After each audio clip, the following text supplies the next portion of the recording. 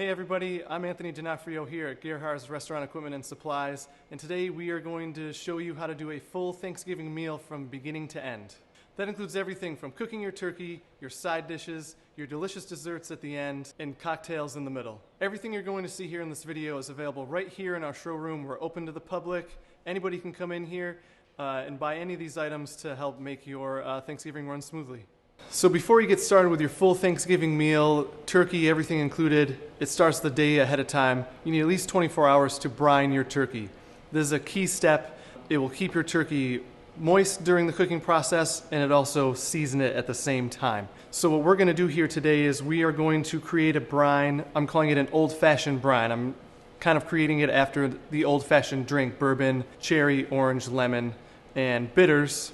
Sometimes a sugar cube as well. So we're going to incorporate all of those ingredients into this brine. Just put a little twist on this turkey. So essentially, the base of the brine is going to be the water and the bourbon, and then what truly makes it a brine is sugar and salt. We're just going to start with you need to have a container big enough, first of all, to brine your turkey. And that's really the most difficult thing, is finding a spot in your refrigerator for this container after you finish this, because otherwise everything's super easy. So containers, whisk, cutting board, knife, even these quart containers here, everything is available here at Gerhard's Equipment.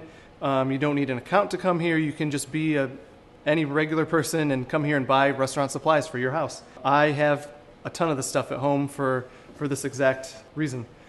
So we're going to start off with just our water. Got some bourbon next.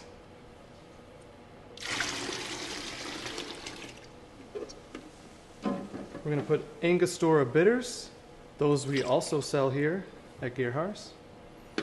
And then we'll put in our brown sugar, kosher salt, and typically you'd use cherries for an old-fashioned, but since it is Thanksgiving, I'm going to go with cranberries today. Put that in, and all we have to do is whisk it up.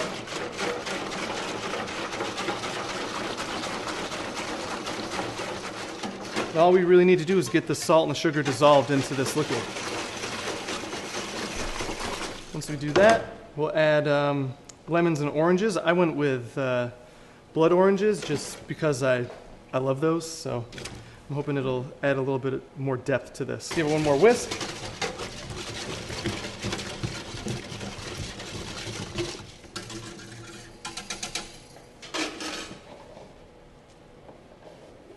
And then we'll add our turkey. So the last step of this brine is just to put the turkey right in there. You definitely want to make sure that it is fully submerged as best you can. Because obviously you want the brine to soak into every part of this turkey so that everything is equally flavored and moist as well. And so from here, all we have to do is put it in the refrigerator and leave it overnight. And 24 hours is best if you have that much time. So check back in with us tomorrow. All right, so we've had this turkey brining for about 24 hours here. All we need to do now is I'm going to take it out of the brine, place it on my sheet tray here, and then I'm just going to let it sit out at room temperature for maybe about an hour or so, just to bring the temp up a little bit. It's always a good idea to let your meat warm up a bit before you put it right in the oven. Drain out as much as we can. It's not a big deal if it stays in there though. Then also what I'm going to do is pat this dry.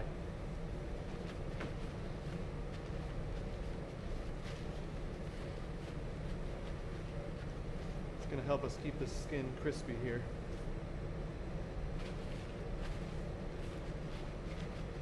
And it'll dry out a little bit as it sits out as well. So first thing, when you open this up, you can smell the bourbon in this recipe, so I think hopefully that's going to come through when it's cooked. But so basically all night long it's just been getting soaked in that salt and that sugar, so it's just been absorbing those two things, which is going to keep it moist. It's going to keep it nice and salty the whole way through, rather than if you just salt the top of it or something along those lines. This is going to really incorporate the flavors much better this way. So we're going to put this off to the side. Come back to that in about an hour. Get rid of this. Now we're going to move right into getting the caramelized onions and roasted garlic started. So caramelized onions and roasted garlic are super easy things to make, and they add a ton of depth of flavor to whatever you're doing. So roasted garlic is the easiest of the two. Literally, I'm just going to cut the top off of these, and we're going to keep them right together like this. We're just going to throw them in the oven, a little bit of olive oil over the top, and let them go for probably 30, 45 minutes would be my guess. We'll kind of check up on them and see how they are though.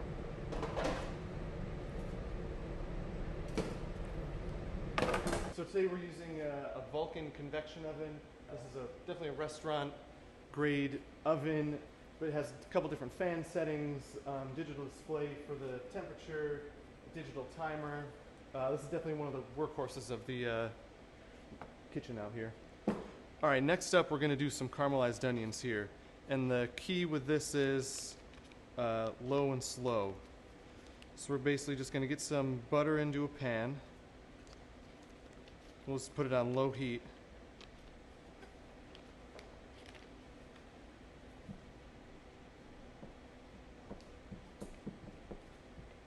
I'm going to do a good amount of butter in here.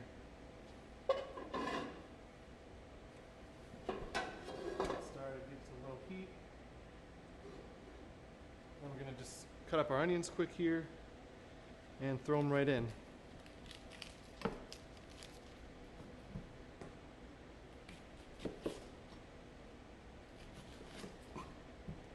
So I always want to cut off the tops and the bottoms here. It's going to make it easier to cut through this onion, and it's going to fall right apart just the way we want it to. And always when you're doing caramelized onions, you're going to want to cook more onions than you think you need because they cook down to almost nothing once they get going. So we'll get these all cut up, then we'll peel them.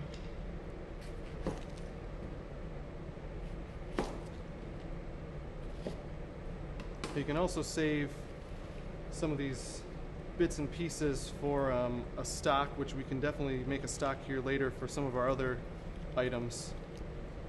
I'm just peeling off as little of the onion as possible. Sometimes you'll run into some layers that just have to come off.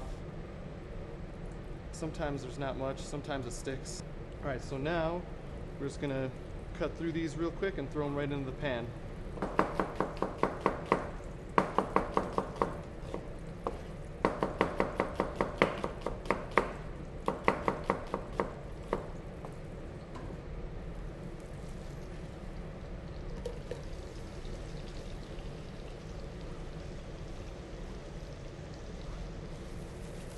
You'll see once we're done, these are going to cook down into nothing. Coat it up there in the butter, add some salt and pepper to it.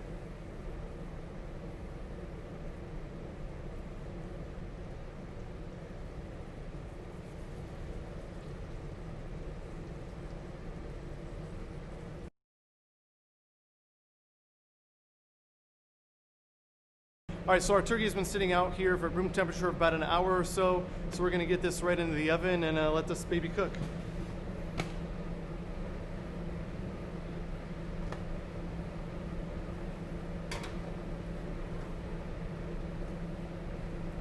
And that's it. This size bird will probably take about 3 hours or so, maybe 3.5 hours. We want it to get to be probably realistically 155 degrees because it will carry over cook to that 165 degrees once we take it out. Temperature of the oven right now, I have it at 350. So we all know Thanksgiving is about spending time with your friends and family, so we decided we were going to bring somebody else in here to hang out with me all day. We've got Eric DePalma here from Gerhard's Equipment. He's a CIA grad, so there's really not a better choice to have somebody come help me out here today. What's up, Eric? What's up, man? How's it going? Good to see you. All right, so moving on to our next dish, we're going to do a little play on a green bean casserole. We're going to do like a green bean almondine casserole. So we're just going to get started with that. Eric's going to start cutting up these green beans. What I'm going to do is, rather than use like a typical recipe you would use cream of mushroom soup, I'm going to essentially make a mushroom gravy more or less to use instead of that soup, so we can do it kind of from scratch, get some more flavor out of it. So I'm going to start cutting up some mushrooms, garlic, shallots. I'm going to saute those. hit it with some veggie stock, and then we'll thicken it up with a roux. So let's get started. What do you Loving think? it. All right, cool. Let's do it. I'm just gonna, how am I gonna cut these? I'm just gonna cut these up, kind of a rough chop, a rough slice. It doesn't need to be perfect. What I normally do is you got some people that'll take these things and they'll do one at a time, and that's just not necessary, right? You Yeah. just take a Takes handful of forever. them and work on both ends. Next thing you know, you're done. Yep. So you just grab a nice little fistful, get them all kind of matched up there, and then you can just go right down the line and snip them as you need to, and you can make real quick work of it. Yep. Were you ever a fan of the traditional style with the cream of mushroom soup? Yeah, I do like it. I'm not gonna Yeah. lie. Yeah, Best part is got to be those onions, right? yeah, it tastes Gotta good. love those crispy onions at the top. Those things. Yep. are- So what we're gonna do for that is we're gonna do some fried shallots. Very nice. You're gonna that cut instead. those in nice thin rings. Yep. Perfect. And nice thing about a lot of this is that you can do this ahead of time too. It's like this is not stuff that has to Right. be done Yeah, a lot of on this can be done. Thanksgiving Day, obviously. You know, and the great things about casseroles, you can get them all put together even, and they'll actually get better. Right, if you let the 'em next sit. day. Yeah, absolutely. The flavors get together, they merge well, and everything melds really nicely. Can I use that dish? Yes, that's for you. Man, oh, Yep, that is yours. You're such a thoughtful guy, I tell you. So Derek, what's your favorite Thanksgiving dish of all time? My favorite's got to be stuffing. You know, you got to love Oh, the really? stuffing. I love the stuffing. I used to get my stuff, the bread from a local bakery outside of Herkimer, and you know, I toast it just right, and crust and all, of course. And when I lived in Vermont, there was a sausage I used to get from a company there, a local farm, and it was this perfect sausage that they made that was just excellent for an ingredient like for as a component in Thanksgiving stuffing. Matter of fact, whenever I go back to Vermont, I always make sure to get about 6 or 8 packages of it just to have it in my freezer.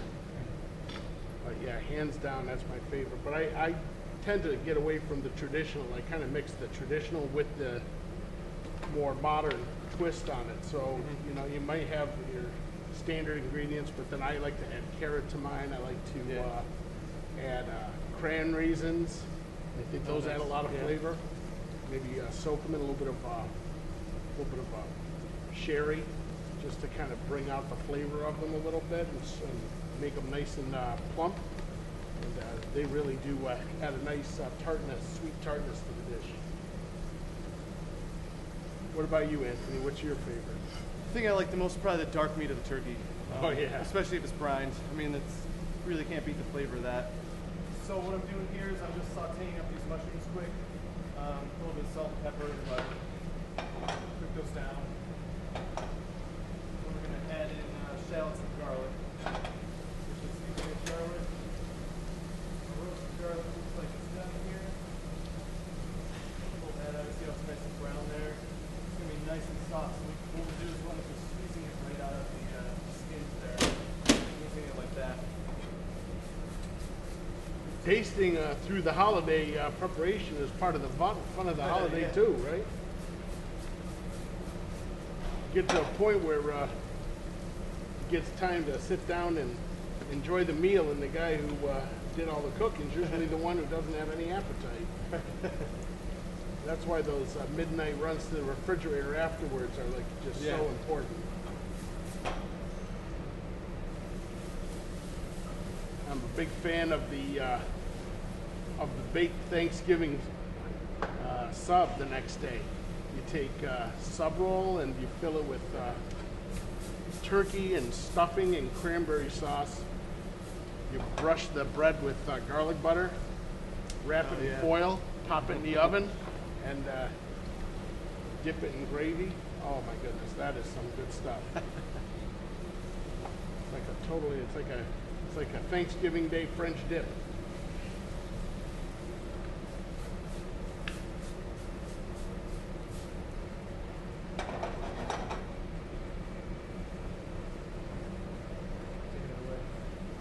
I'm going to add the shallots and garlic here now. Cook that down for a little bit.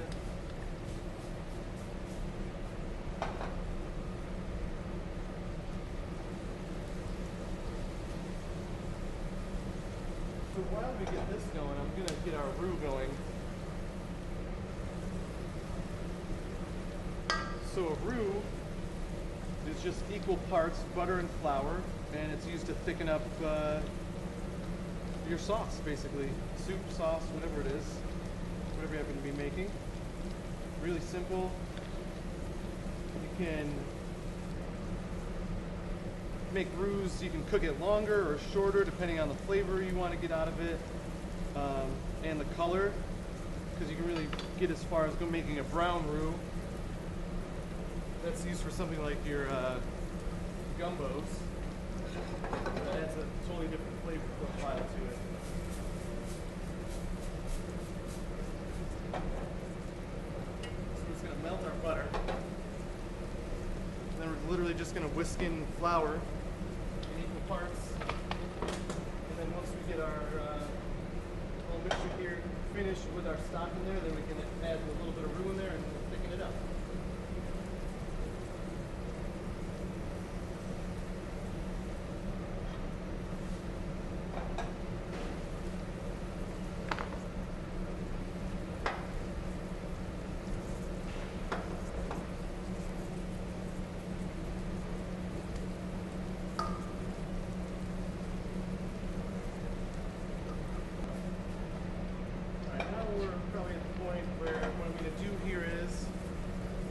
I'm going to deglaze this pan, which essentially is just anything that's stuck to the bottom of this pan, any of these little burnt bits. Deglazing it, putting a liquid into it is going to dissolve those right into the liquid we're going to use. So it's going to add just that much more flavor to it. So for this to add a little bit of umami, I'm going to do soy sauce. So we're going to put a little bit of that in there. Toss it up a bit. And I'm also going to hit it with some lemon juice. Add some brightness to it.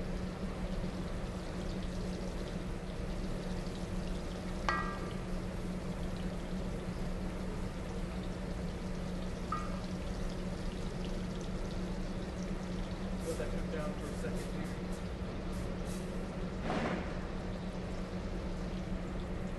Our butter is just about done. We're going to turn that off.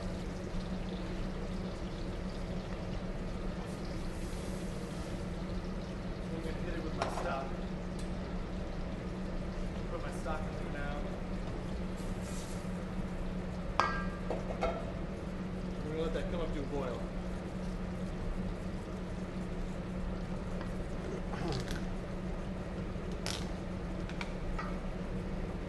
Then, when we wait for that to come up to a boil, we're going to make our roux. So we're just going to whisk this flour right into the butter.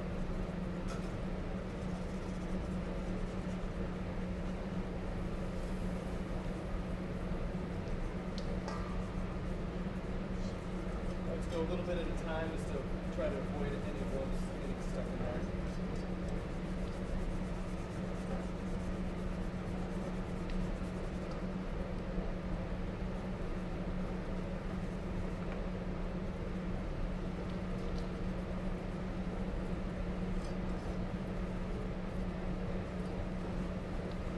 That's pretty much what you're looking for right there. Now at this point you could continue to cook it and darken it up a little bit and add a little more flavor to it, but I don't think that's what we're going for today, so I'm just going to leave it as is right here.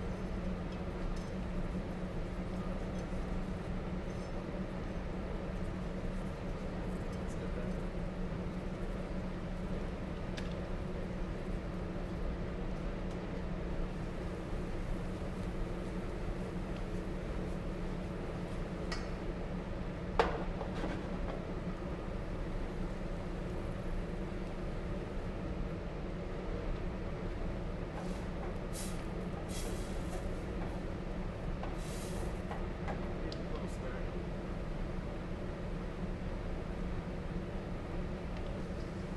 Okay, so we're going to add the roux into this liquid now, but the key is it has to be boiling.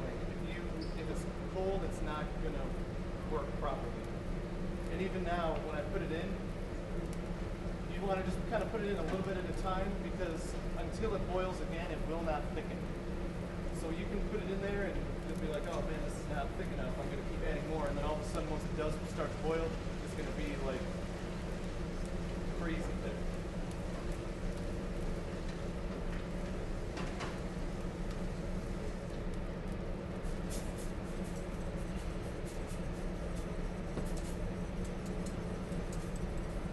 Put a little bit in there. You can see it starts to thicken already. See now it's boiling. See that it needs to be a little thicker, so we'll add a little more in there. The good thing is if it does get too thick, you can just add more stock to it. Alright, yeah, so that's stop there. That's all the room we'll need. We're gonna turn this down. Let it cook for a few minutes like this. It helps get rid of any of that raw flour flavor in there if you just let it cook for a little bit. Now we are also going to bake it in the oven, so that flavor is going to disappear for sure once we get it in there. So this is good and thick. Give me some tasting sweets. What I'm doing here is I'm just going to cut them into thirds because when they're on the plate, well, for one thing, when they're in the casserole, they're going to be a lot easier to scoop out with a spoon. If they're in slightly smaller pieces, they're also going to sit nicer on the plate when you figure you got all kinds of other sides going along with. You don't want really large, long green beans that are going to be something you have to cut. You know, you don't have to want to worry about that stuff. Just bite-sized side dish.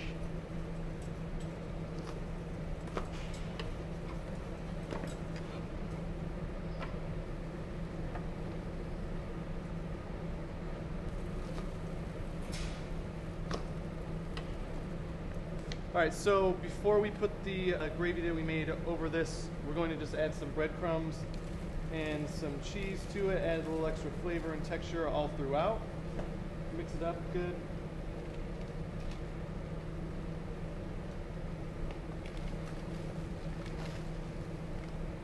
Get it all mixed in there. Absolutely. Yeah, it smells awesome already. Parmesan cheese is the best cheese of all time. Okay, now we're going to pour our gravy in there.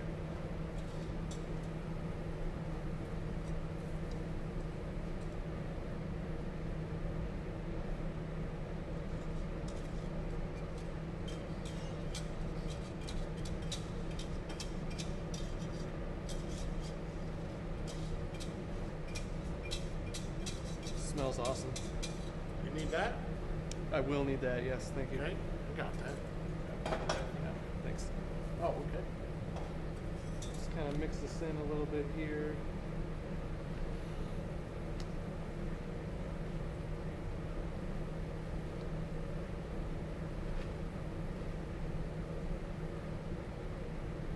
Don't have to go too crazy because it's liquid, so it's going to work its way down anyway. Yeah. Not to mention the fact that as that bakes, the beans will release their water. Exactly. So it might not look like a lot of liquid here, but once it cooks. And these aluminum pans here are super convenient to have at home. I have a bunch of them sitting around ready for stuff like this. We sell them here. I forget what the pack sizes are, 25 or 50. Or no, actually, you can buy these individually. Yeah, you can buy these individually right here. So if you just need 3 of them, you can just pop right in and grab 3. We sell the lids to go with them as well. Yep. Aluminum lids crimp right over. They can go go right in the oven, lid in. Yep. Top and the bottom. So now we'll hit it with some more breadcrumb.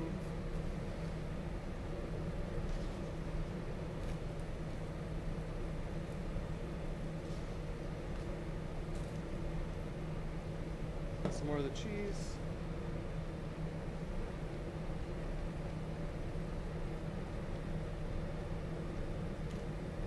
And we'll get this sucker in the oven.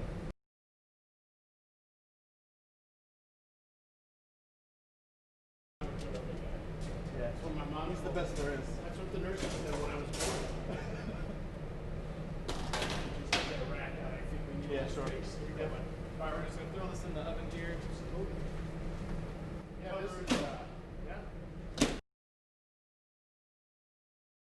All right, so now we're going to head into doing the Thanksgiving stuffing. It's a traditional stuffing for the holiday. We've got some medium-diced celery, some medium-diced carrots, some butter. We've got some roasted garlic that Anthony took care of in the Vulcan convection oven. Also have some day-old bread. What is this? Is this ciabatta or is this No, it's just Italian. Just Italian bread, a day old. Some of it's already cubed. We're going to do that in a moment. We have some vegetable stock because we're going to make this vegetarian. And we're going to get going on this, some herbs and all, and put it together and show you how it's done. So the first thing we're going to do is we're going to take the bread.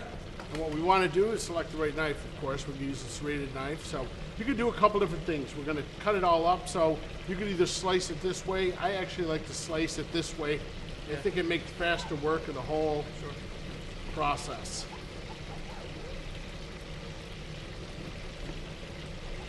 And we're looking at about 1-inch cubes and all. And the reason why we don't want to go too small is because when you add the liquid and you start mixing it, the bread's going to naturally break down anyway. So we don't want it to get too small because then it's not going to really have its structure, right?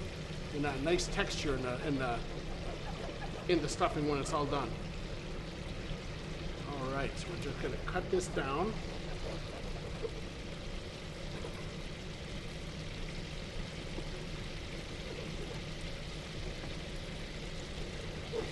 Perfect, all right. So now we're all set with that. Gonna make real quick work of this. Again, like 1-inch cubes.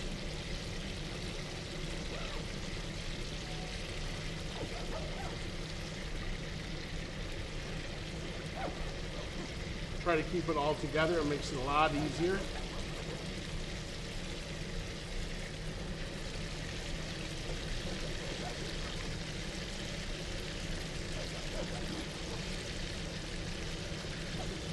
All right.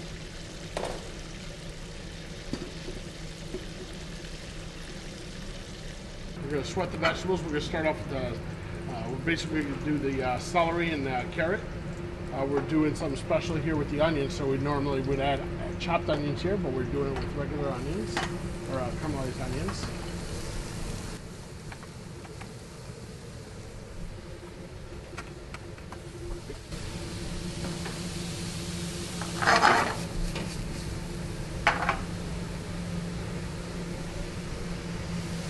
Salt.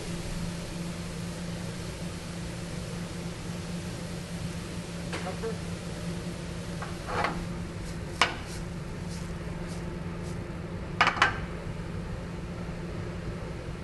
While we're letting it sweat a little bit, we're going to get the herbs ready because we're going to add the herbs to the celery and the carrot because the heat is going to help release some of those wonderful oils that are in the herb.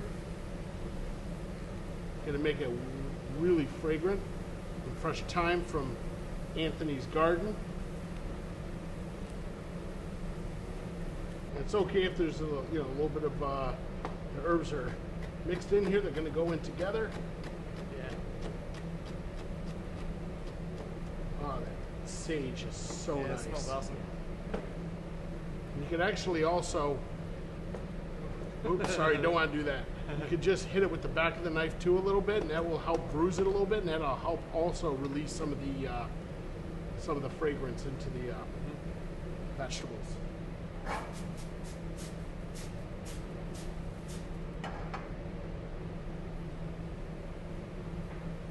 Just want to chop up that thyme a little bit, get rid of some of those, just those little stem tips.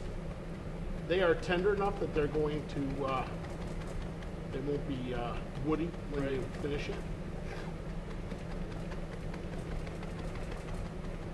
Okay, we are ready. So now we're going to just add some of the thyme here.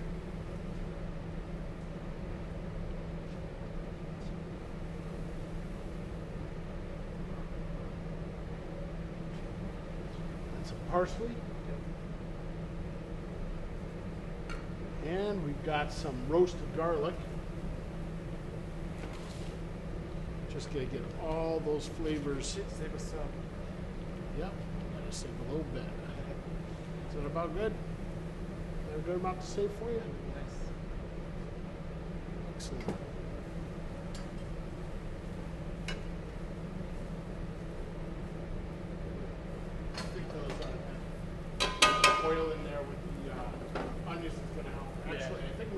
rubber spatula because I think I want to get some of that fat in there. I want to get all of that. Oh, sorry.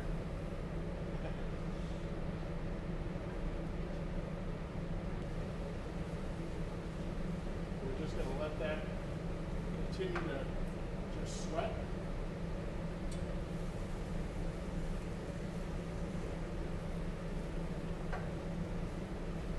And just a little bit more butter.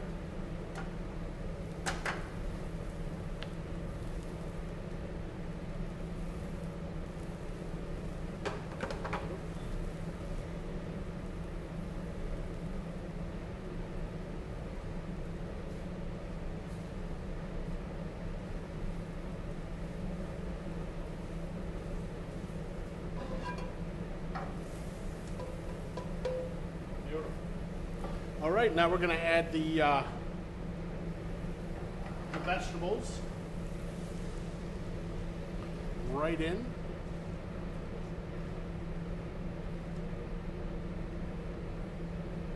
Beautiful. Oh, it smells wonderful. Yeah, it does. Yeah, it's awesome. Yeah. I'm just going to distribute it a little bit. We're going to add a little bit of stock to it. Moment.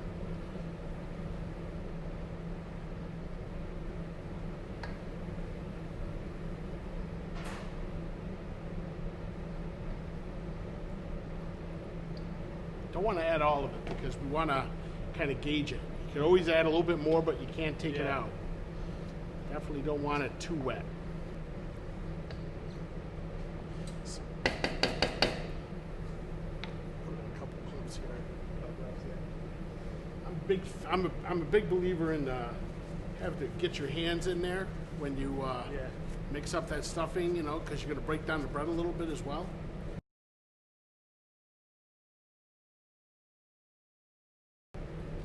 I can feel that the moisture in there, it's making the bread, you know, nice and tender. You can see it's breaking it apart. That's what we want. But we can control it. Oh, we did get a thyme branch in there. That's how you know it's homemade. Whoever finds the Thai stem gets a kiss from the cook, you know? Maybe now what I'm going to do is I'm going to add a little bit of egg white because I do like egg white in my stuffing just because it helps give it a little bit of lightness. Some people have issue with stuffing getting too dense, too heavy, and we definitely don't want that.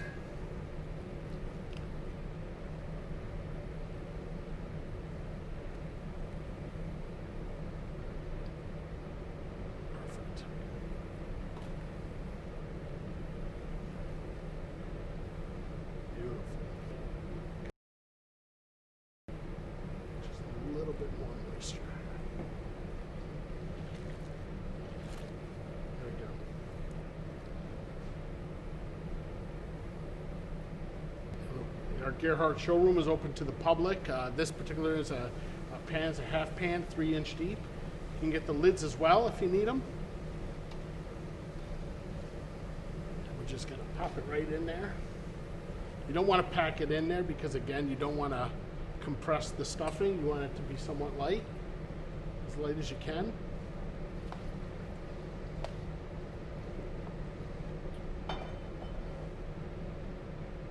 I love carrot in the stuffing. I think it adds just a nice little sweetness to it. And you might as well take advantage of the root vegetables during the fall year, right? Fall season, rather. All right, we're all set here. Good to go. Into the oven? Into the oven it goes. We're going to bake it at 350. We are not going to cover this. We want it to get toasty. If we find that it's getting a little too toasty, we can always put a cover on it afterwards.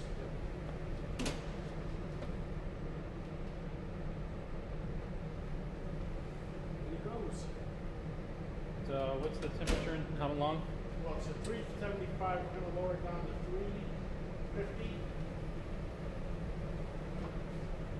And roast it and bake it for probably about 30 to 40 minutes. Check it then. If it's not quite heated through, we'll go a little longer.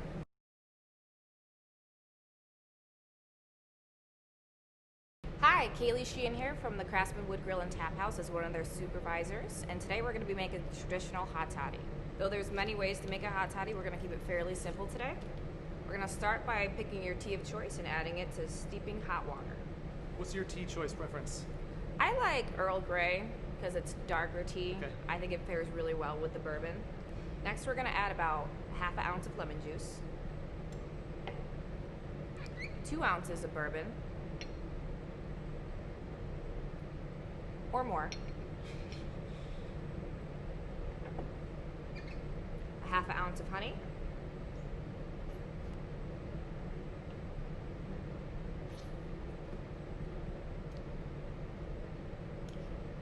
and stir.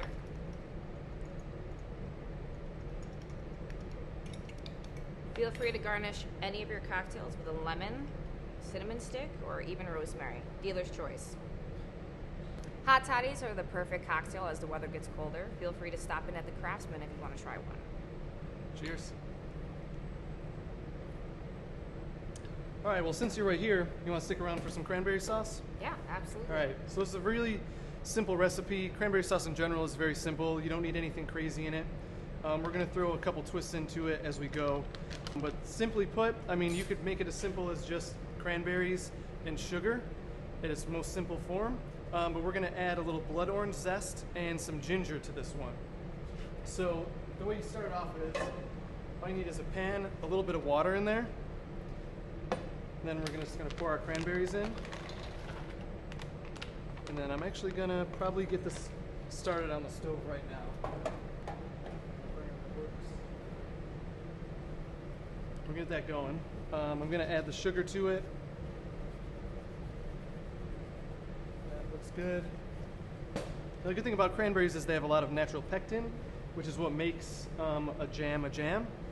It's what makes it basically coagulate like a jelly does. Yeah, the pectin does. Yep. Learn something new every day. All right. Ginger. We're just going to grate the ginger into it, and the best way that I found is to peel it with a spoon. Because this part's pretty easy right here because it's pretty straight, but if you get to these nubby parts, it's a lot easier with a spoon. It fits in there. You don't necessarily need anything sharp to peel the skin off. So the spoon works really well for getting into all those nooks and crannies. That's about all we'll need. So I'm just going to take this and grate it right in. Just a little bit there. That should be enough. Then we'll take our orange and we'll zest that right in there. That's going to help brighten it up a little bit, add more depth to it. Whereas the ginger will add a little bit of almost a spice, if you will, to it. So it should be a pretty well-rounded cranberry sauce at the end of the day here. And from here, all we have to do is just let it cook down until it gets to the proper consistency. The only other thing I might add to this is just a tiny pinch of salt. Just a little bit to bring it up.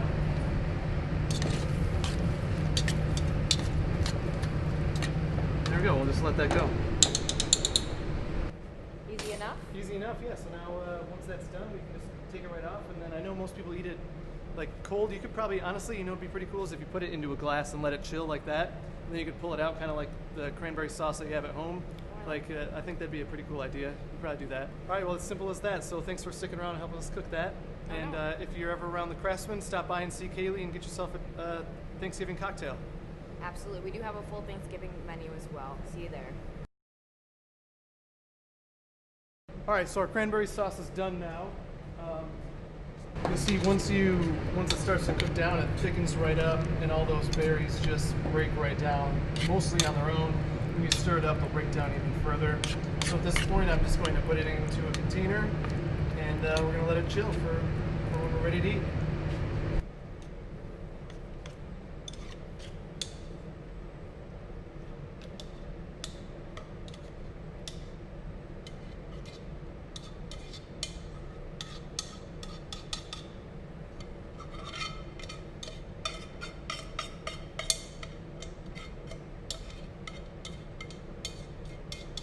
I mean, that's hot and it still looks like jelly, so that's good. So that's really all it takes to make your own cranberry sauce at home. Pretty straightforward, doesn't take a lot of prep or time at all. So we'll just let this cool until we're ready to eat it.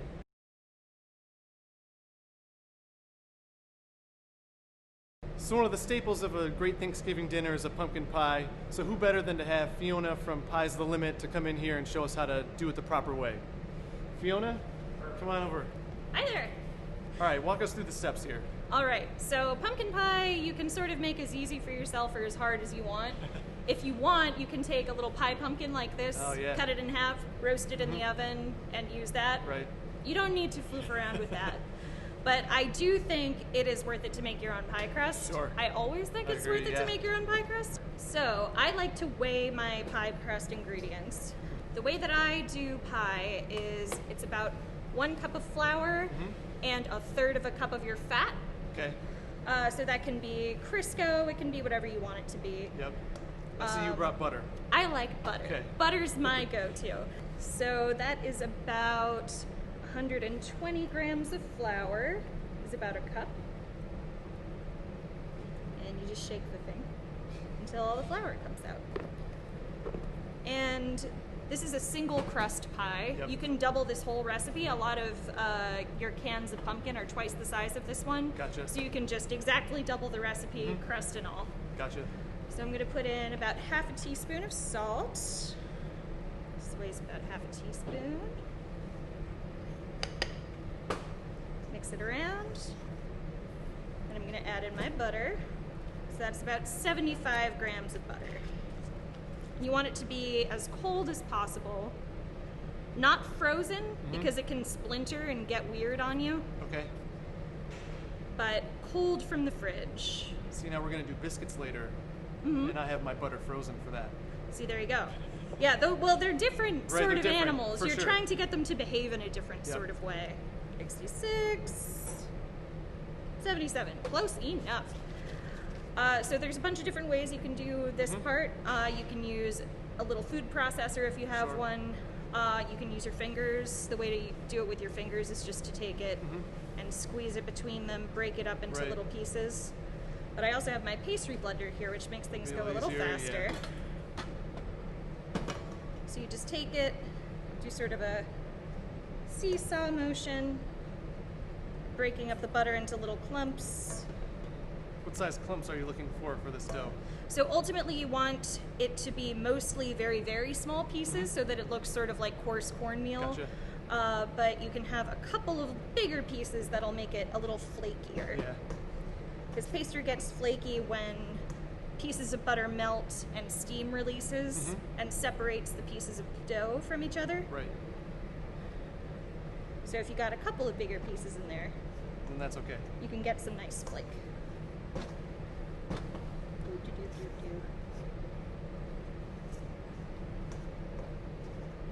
What's your favorite pie?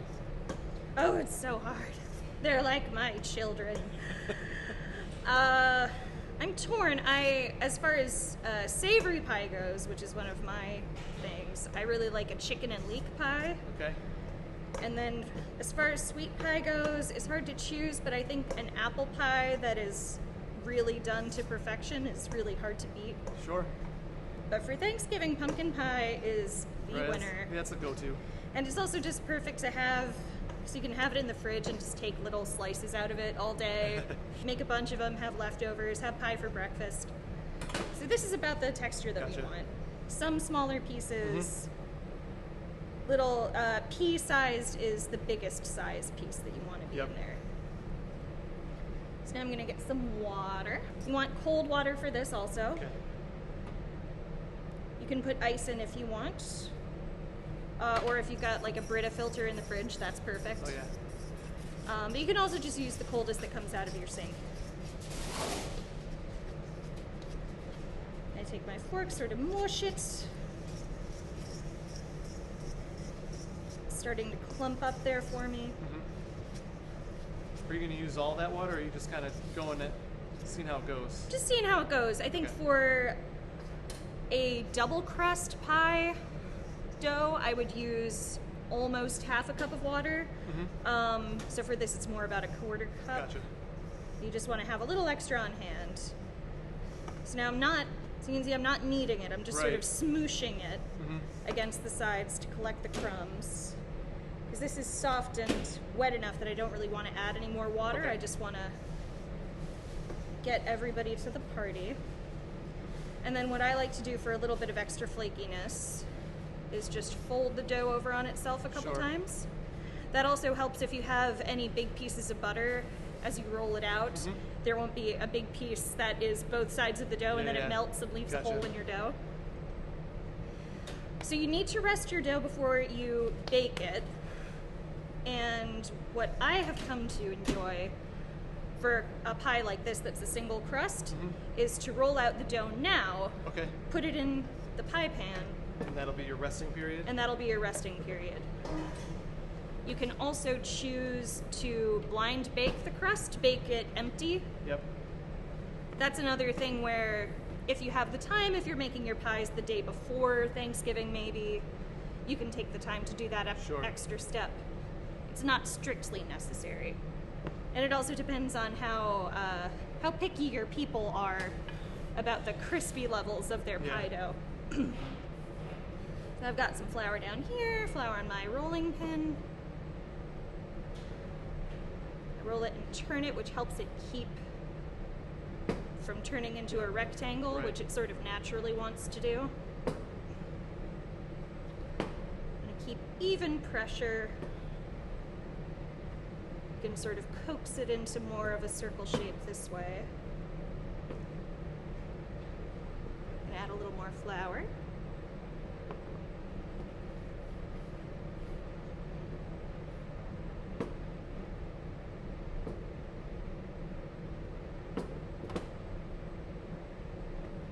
Flip it over so it has a chance to not stick.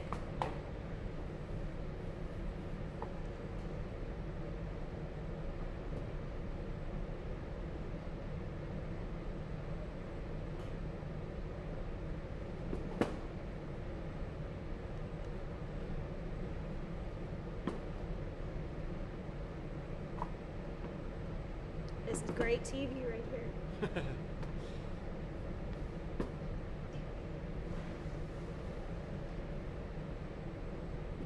How many different pies are you going to have on your menu? I'm going to have about 8 at any given time, and then swap out seasonally because Yeah, different fruits sure. will be in season.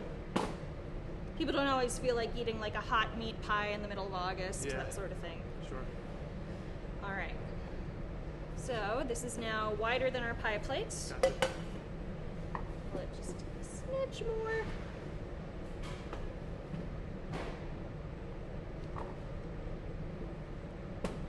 And then the easiest way I think to move it is to fold it in half again, put it right in your pie pan, Sure. and unfold it.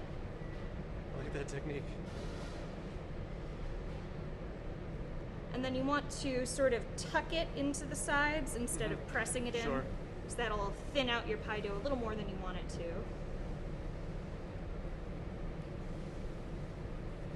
And then, can I have my tiny knife back? Yes. I poked a potato with it. That's okay.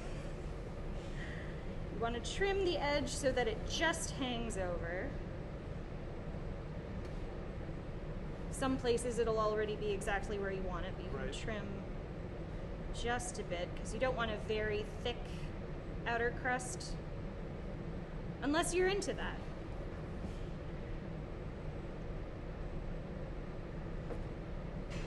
And then once it's pretty even all the way around, you tuck it up under itself and press it against the sides.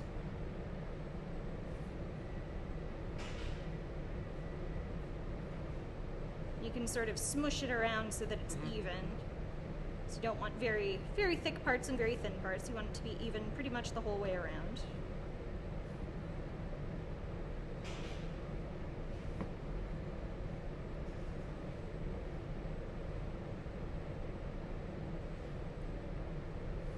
I've been testing some of my Thanksgiving recipes, doing a pie that's basically a whole turkey dinner. Oh, really? Yeah, just in Sounds case interesting. people decide they don't want to invest in the Spend turkey their roasting entire day? process. Yeah. Yeah. We should have just done that. Yeah, just Would've buy been- a pie from me. We would have been done in 45 minutes. All right. And so there's lots of ways to crimp the edges of your pie. You can use a fork and do the edges, but the classic one that I do is 1 finger, 2 fingers, and just pinch. Okay.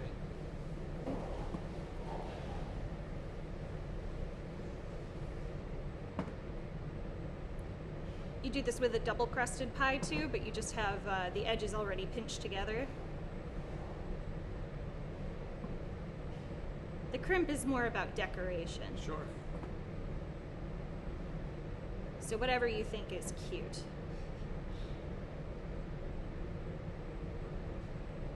And there we go. Now we've got a perfect little empty pie crust. So we can put that in a fridge. Awesome. Now we've got this little extra piece of Oh, dough. yeah. You don't want to waste that. The Yep. best ways to use it, I think, are 1, to roll it out flat, put a little butter and a little cinnamon sugar in there, roll it up and bake it, and Yeah. then you have a snack that's ready before your Sure. pie's ready.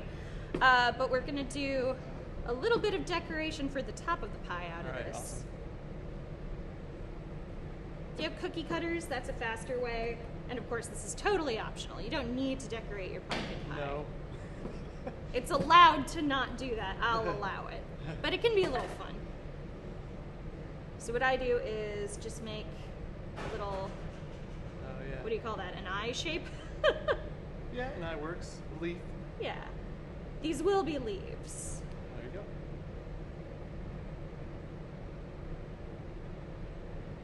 You can do a bunch of them. You can just do a few. The other thing that's nice is if anything goes weird with your pie, if you've got like a crack on top, Oh, you yeah. can go, look, I put a decoration on top. That's perfect. That's a good way. It's Think hidden. about that, yeah. It's just insurance, really.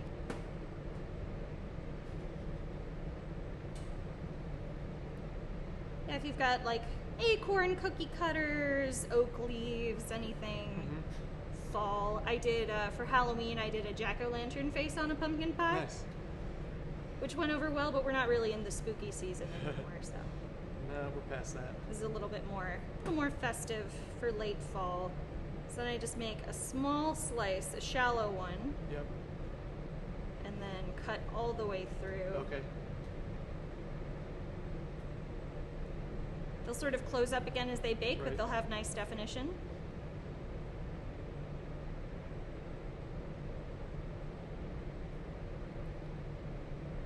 And then these, you'll probably want to chill these again also. Okay. But then you can bake them at 350 degrees for maybe 10, 15 minutes. Gotcha. So we bake these separately. Yes. Yeah, if you try and put them on top of the pie, it's just Those going to get sink burned? right down in there. Okay. Yeah. Because this particular pumpkin pie, anyway, is quite liquid. Okay. And then also you can be a little bit more deliberate with your placement Sure. and Right, if cover up there's a any crack, horrible yeah. errors. Yep.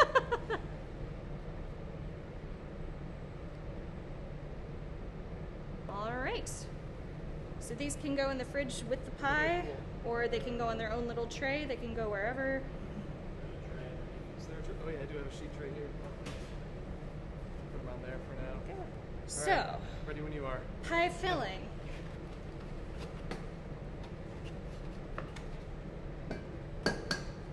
So again, you can double this if you've got a bigger jar of pumpkin. Jar? Can. If you have a bigger can of pumpkin. You're going to start with 2 eggs. And beat them up pretty well.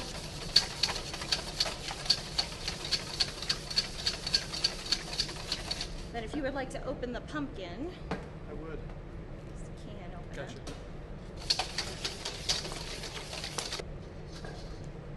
So once we've got our eggs beat up, we're going to take our can of pumpkin. This is 15 ounces, which is standard.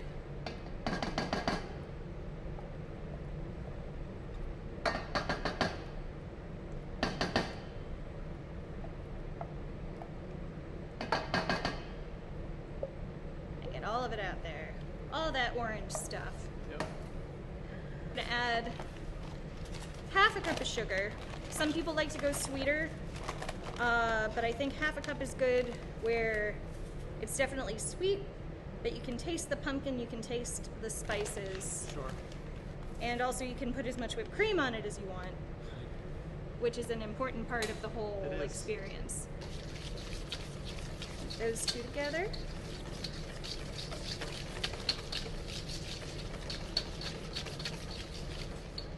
I'm gonna add another about half teaspoon of salt.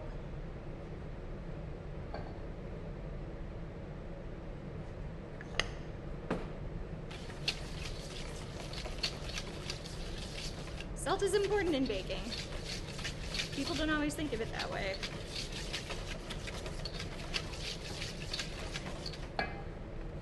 Yeah, I mean, salt does the same thing whether it's, you know, a savory dish or a sweet dish. Yeah. Right? You know, it brings out the natural flavors of it. Exactly. It's going to make your pumpkin pie taste more like pumpkin Right, pie. exactly. So I suppose you can just purchase pumpkin spice, and you'd probably use about 1.5 teaspoons of that. Okay. I do a little custom blend. Nice. So I do cinnamon first. 1 teaspoon per pie. You want to level these off because extra of one of these spices, they're very potent. Yeah. And it can make things taste kind of burnt. Ginger. So about 1/2 teaspoon.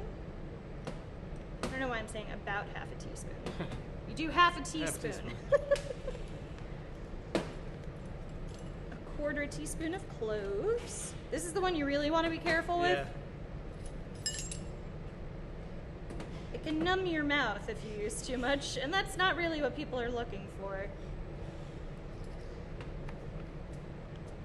And then you can use either a little less than 1/2 teaspoon of nutmeg, if you have ground nutmeg, or you can take fresh nutmeg. Perfect. And just do a little grating.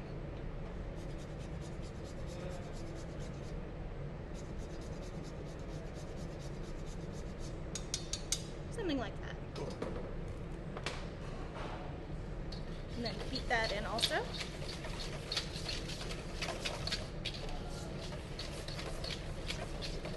Looking for even distribution. If you wouldn't mind shaking this and then opening it for me. And then this you just want to, this is evaporated milk.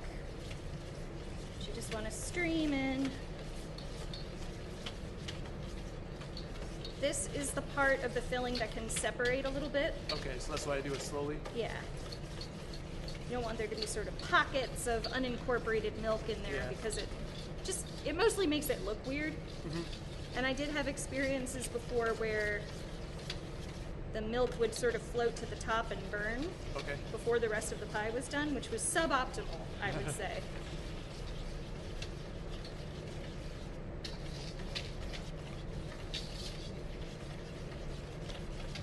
You could also do this in a stand mixer if you felt like it. No harm there.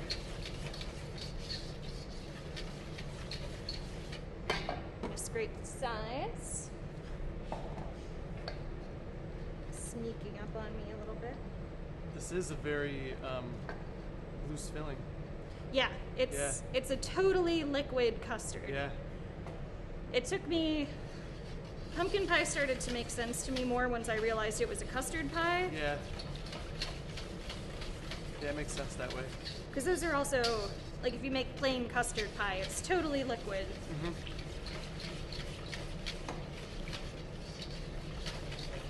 And there are a lot of pumpkin pie recipes out there that have a different texture going in. And if you want to make like a, you know, a fold over pumpkin pie, you can make a thicker mixture for it. But this is sort of the classic.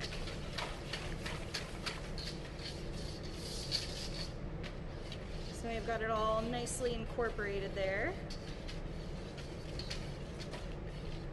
Stuff like this always makes me wonder, like, how did somebody discover that this worked?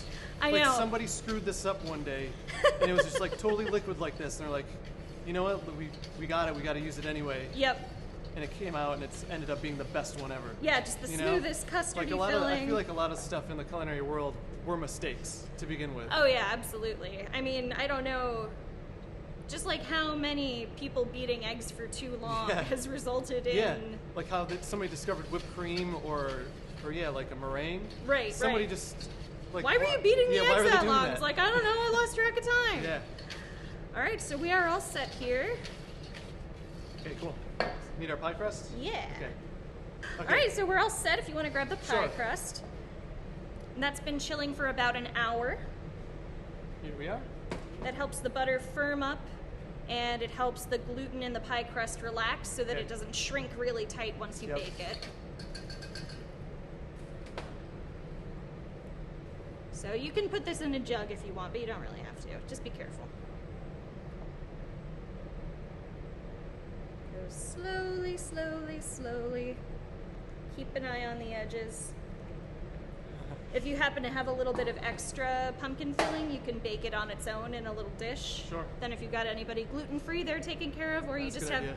extra pumpkin custard, which Yeah. is not a bad thing either. So yeah, so you fill this up.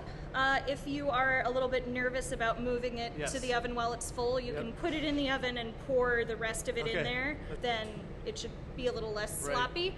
But you can also just, it can be a Thanksgiving challenge to see who's got the steadiest Sure. hand in the family. So this we are going to bake at 425 degrees Fahrenheit for about 15 minutes, and then drop the temperature to 350 for another 40 minutes or so. Okay. Depending on your preference, you can check it with a knife. If you, poke it and it seems pretty sturdy, you Yep. can do that. But you can also do the jiggle test, which is fun, Yeah. where you just take the pan and move it a little bit. If you get any movement like that, Yeah. where it's like really So you can slopping tell there's around, liquid in there still. Yeah. then you need to wait. If it has just a tiny jiggle in the middle, then it's perfect. Okay. All right, let's get this in the oven. All right.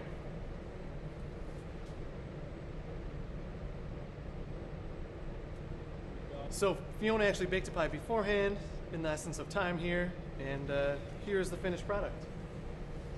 There you go. I love the leaves. I think that's awesome. Thank you. Yeah, I- I love it. I just think it adds a little bit of something special. I think Yeah. like pumpkin pie, you don't get the opportunity to do interesting scoring on top, Yeah. so it's nice to have a little bit of a fall decoration. So you can see it's totally set. There's no Right. wobble there. Yeah.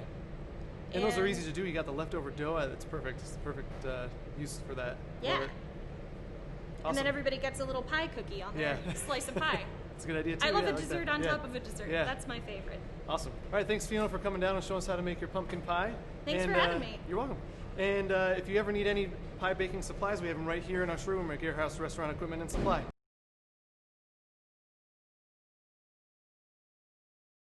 Okay, so now we're going to take care of both of our two different vegetable sides here. We've got one that is going to be roasted carrots with pearl onions and celery. And we've got a maple butter glaze to go with that. And then the other is going to be Brussels sprouts with za'atar seasoning on there. So we'll talk a little bit more about that when we get to it. Let's start with the carrots. So I just simply cut up these carrots here, tricolor carrots. I'm going to add in my onions and my celery here, some garlic. And then I've got my maple butter glaze here, which is literally just, I melted some butter, threw some maple syrup in there, a little bit of salt and pepper, and then we'll just pour it right over the top here. Just mix this up here. Make sure everything's coated. Looking pretty good. Now we're just going to put it on our sheet tray.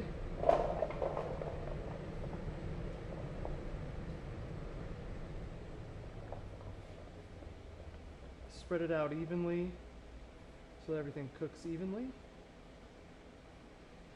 And that is ready to go into the oven at this point. So we're going to set this aside for a minute and move on to our Brussels sprouts. So for our Brussels sprouts, same basic idea. We're going to, except instead of butter, we've got some olive oil here. Going to give it a good amount of that. And then I've got this za'atar spice blend. So this is really like a Middle Eastern style spice. So what's in there is sesame seeds, thyme, and sumac. And sumac is basically like a good way to add some type of acidity and brightness to a dish, but in powder form rather than something like a lemon or a lime, something like that. But it's got a really cool, it's almost like a lemony and woodsy almost. The flavor profile, the aroma of that, it's really interesting. So we're going to mix that in here. You don't have to go too crazy with it. I also mix salt and pepper into this blend just so it's all taken care of all at once. Just toss that around, get it good and coated. I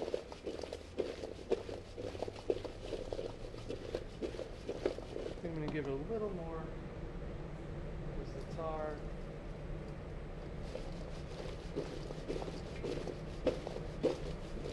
So this is an easy way to throw a little something different into your meal. We'll throw it on our sheet tray, spread it out, and it's as easy as that. Now we can just throw these both in the oven at 350 degrees for probably about 20-30 minutes each.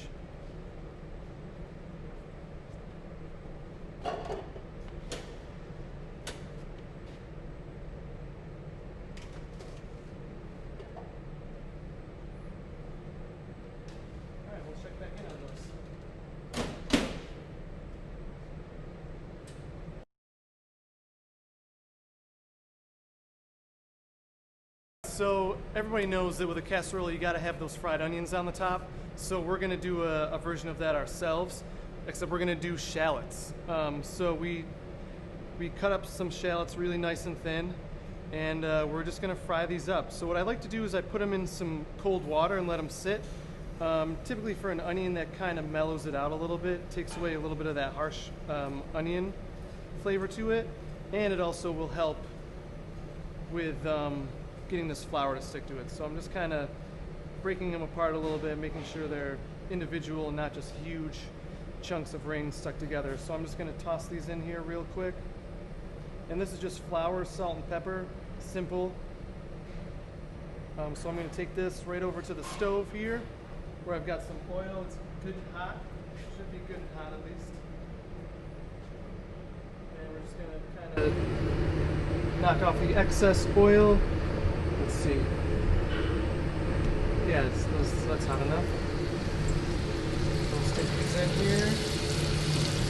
You don't want to do too many at a time.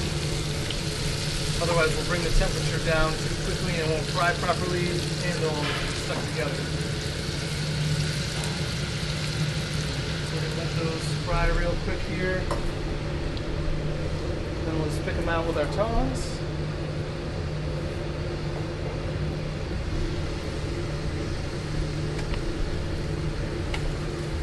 They're already starting to get good and crispy in there. I just want them to get a little more color.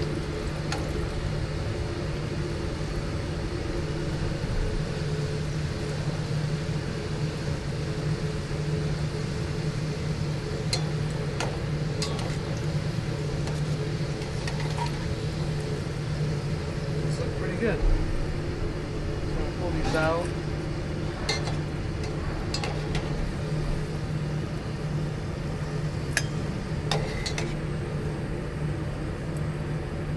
Shake them off a little bit. And let's do a few more. Okay, so we pulled out our casserole from the oven. We added some slivered almonds on there as well. And I mean, this is really the best part, these onions. I would just eat these by themselves all day. And this is really it right here. And then everybody can dig in at this point. There you have it. So there you go, our version of a green bean casserole.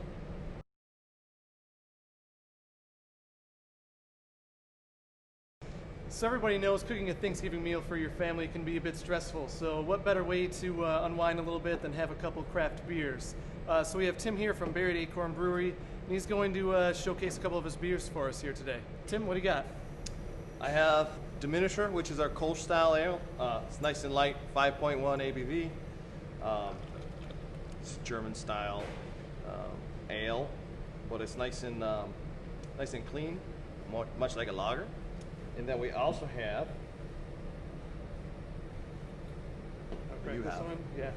our Pilsner called Good Views. It's a Czech style Pilsner. And both nice and light. Good to drink all day long. So what is the difference between a Kolsch and a lager, that, or Oh, between so- these two specifically? So Pilsner is a lager. Or Pilsner is a lager, yeah, right. It uses a lager yeast, so it uses a different yeast. So it's colder, right? Yeah, ferments colder.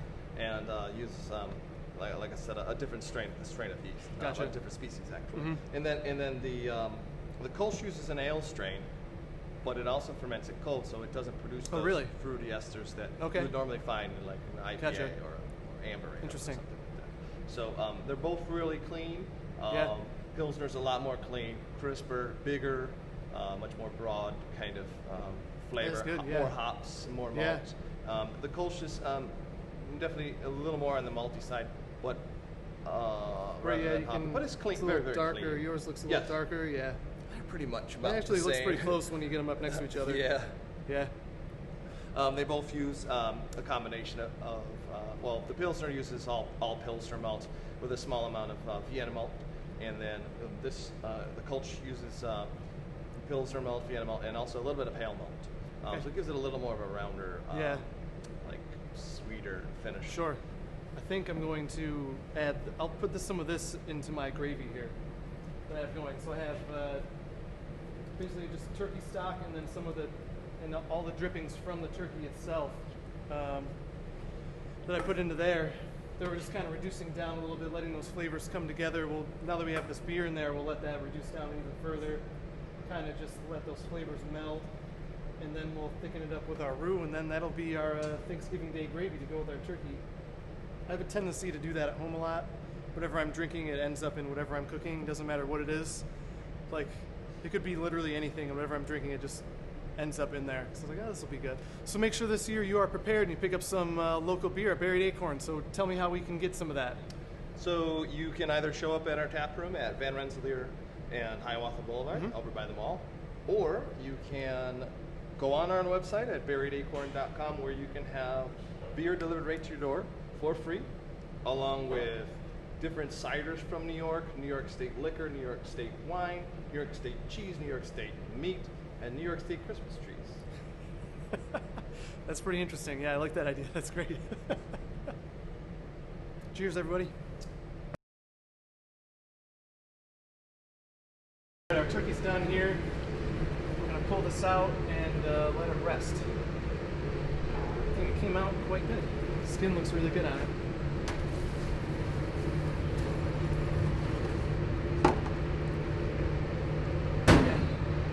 Yeah, nice and crispy. That came out great.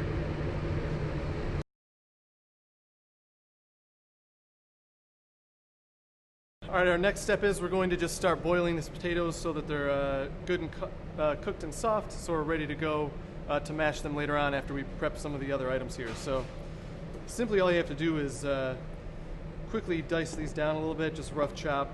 Just makes it cook a little faster, so you don't have to wait forever for your potatoes to be done. No exact science on that, just cut them down quick. Got them in my container here. Now I'm just going to dump them in my boiling water. Just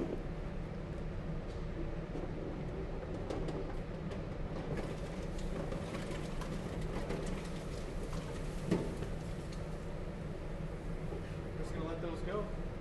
We're going to test them periodically to make sure they're soft.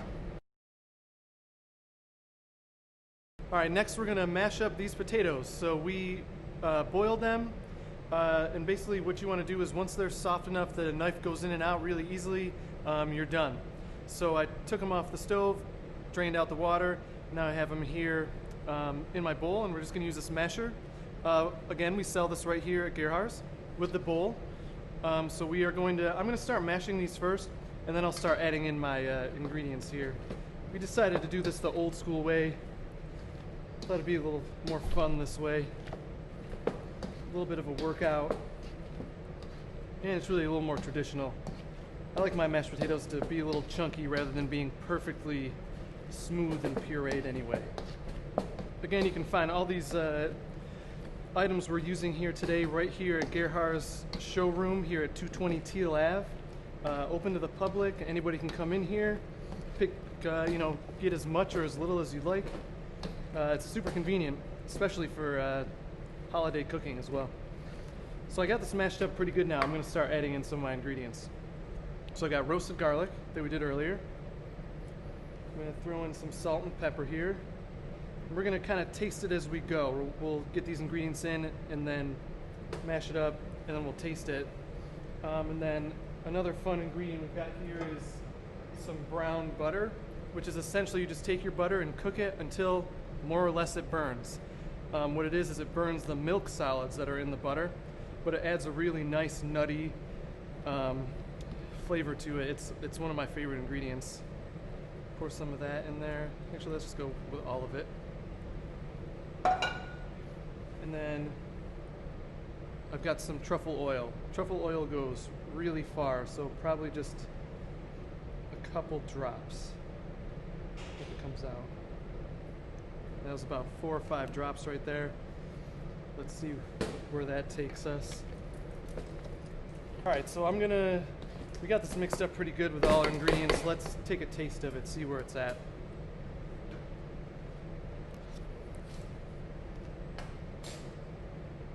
Definitely more salt and pepper.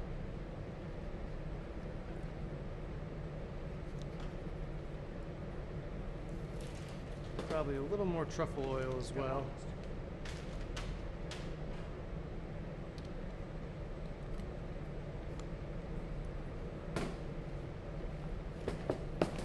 Mix this up one more time here.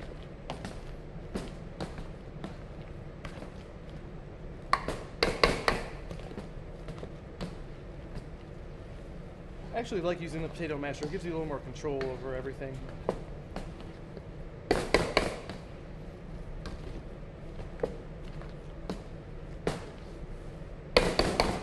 Let's see where we're at here. All right, I think we're good to go there. And that's it. That's all you have to do for your mashed potatoes there. Probably one of the easiest things you'll make all day.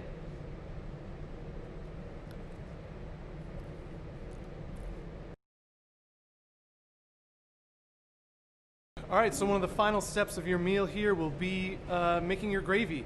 So the reason why you want to wait till the end is because I used all the drippings from the turkey once it came out of the oven. I basically drained out the turkey itself, and also anything that dripped into the pan, that also went into there. Plus I'm working it with some turkey stock, and we poured a little bit of the Pilsner in there from Buried Acorn. So let's get over here and we'll just thicken this baby up and see how it goes. So this is very similar to the process. It's actually exactly the same as the process for the green bean casserole. We've got our stock here with everything in there. And now we've got our roux that we've cooked. Remember, it's equal parts flour and butter. And I'm going to turn this up a little bit. Again, you want to wait till it's boiling, and then we will start to add this in. I'm just going to go right like this.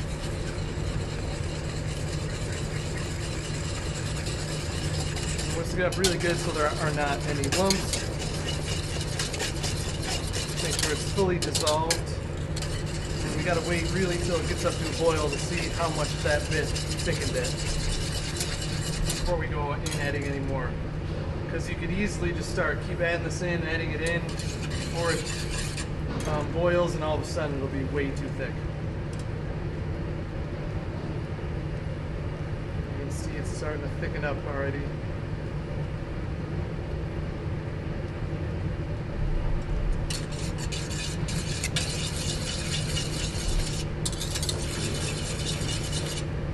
I think we're going to need some more there.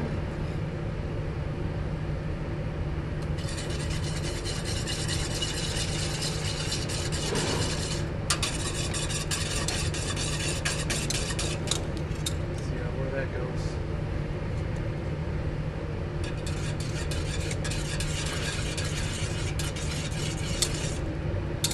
It's looking pretty good right there. Might need a little more. So really there's 2 ways to go about it right now. We add a little bit more roux to it to thicken it up just a little bit, or we could thicken it by reducing it. So I think I don't know. I think I'm gonna add a little more roux for this one. Just need a little bit. It'll be good.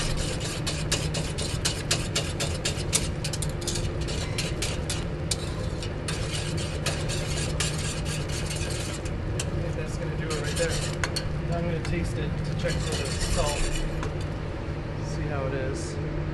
Reduce it down a little bit. We'll still let it reduce just a little bit. Let it all come together.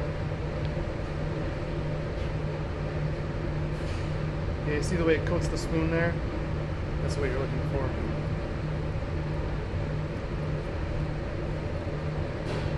That's pretty good. And just a little bit of salt and pepper and we'll be good to go there.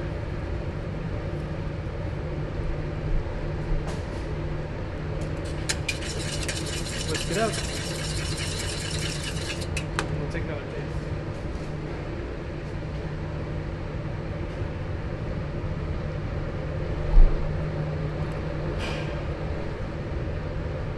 Yeah, it's pretty good. Turned out really good. I mean, anytime you can make a real true gravy from the drippings from a pan, it doesn't get any better than that. That's like textbook gravy right there. So as you can see, this is another really simple dish you can make from scratch. So we're gonna just let this cook down just a little bit more. And in the meantime, I'm gonna clean up and we're gonna move on to biscuits now.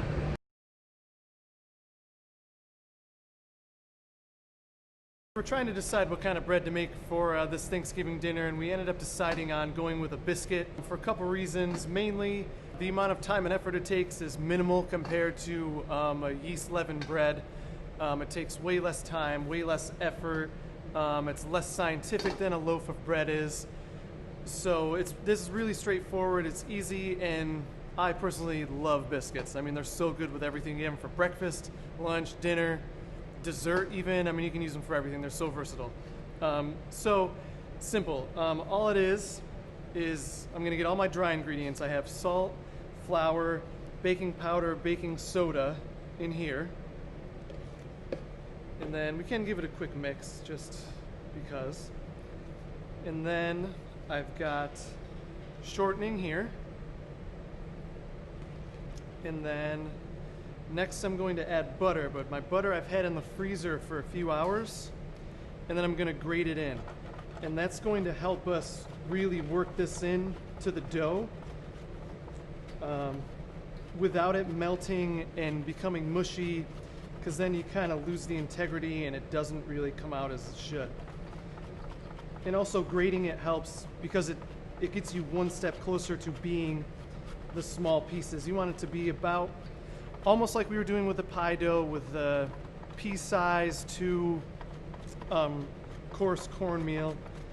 So grating it puts it almost right at that exact spot you need it to be. So essentially when you're done grating it, you just need to incorporate it into this flour mixture and you're good to go.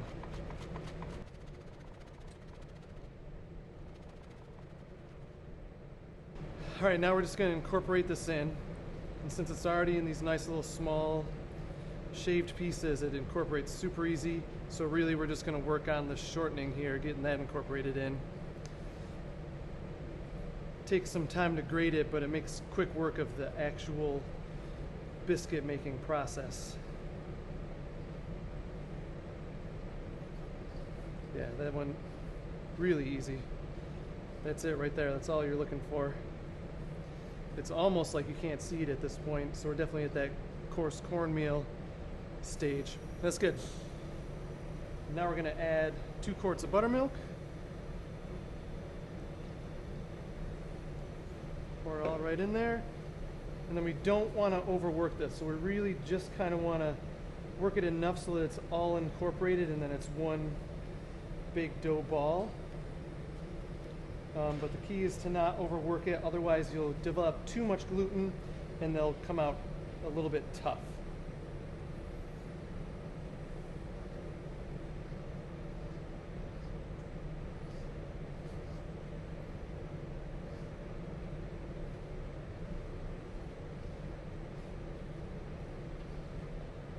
So we're just about there.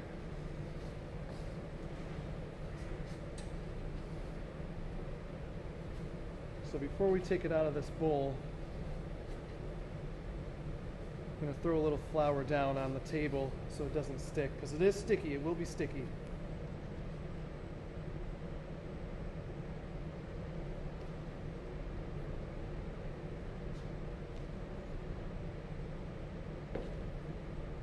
Get it on the table, get some on your rolling pin as well.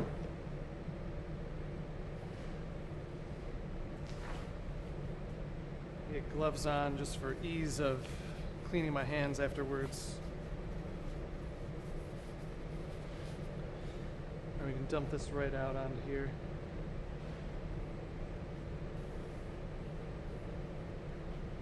And from here, we're just gonna roll this out. Let me get a little flour on top, keep it from sticking. I'll start rolling this out. You really want to only go in one motion here. You don't want to go back and forth really fast. You can't keep it as even that way. Really, you're looking about that height right there, maybe about ½ an inch.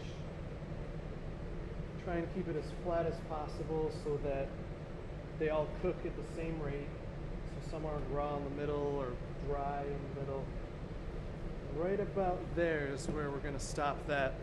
Again, you don't want to overwork it, otherwise it'll get chewy and dense. So from here, we just need a ring mold. We sell these right here at Gerhard's.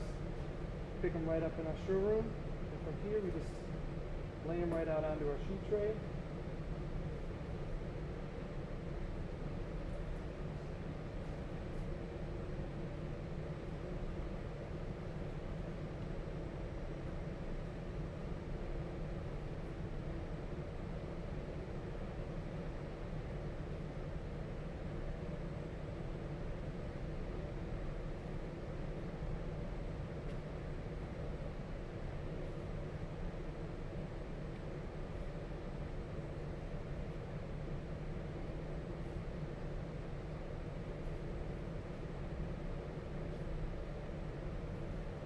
So something else you can do with this is, there obviously you have all these scraps.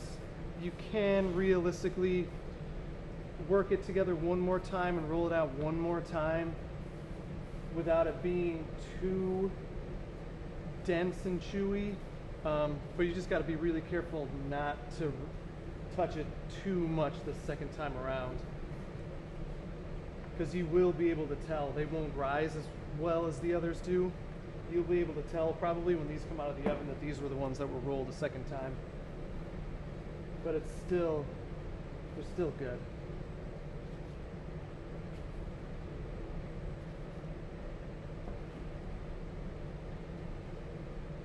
So we're going to get these into the oven at 425 degrees, probably for about 20 minutes or so. You might have to flip them around midway through so they cook evenly.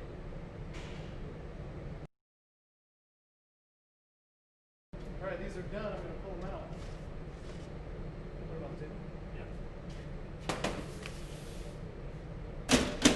Those are looking pretty good. All right, so here's all our biscuits here for Thanksgiving Day, and even probably some left over for breakfast the next morning. Another really simple recipe, and they come out delicious, and everybody's gonna love these. Ooh, yeah, those look awesome. Okay, here it is, an entire Thanksgiving meal from turkey to pie to biscuits to all your sides. I really hope you enjoyed watching this episode, whether you watched it from beginning to end or you just jumped around to the dishes that you wanted to see themselves. A big thank you to Vulcan today for helping us out. We used their convection oven and their range, both great pieces of equipment, the true workhorses of the commercial kitchen. If you're a restaurant owner or food service operator, reach out to us at Gerhard's at info@gerhardsequipment.com.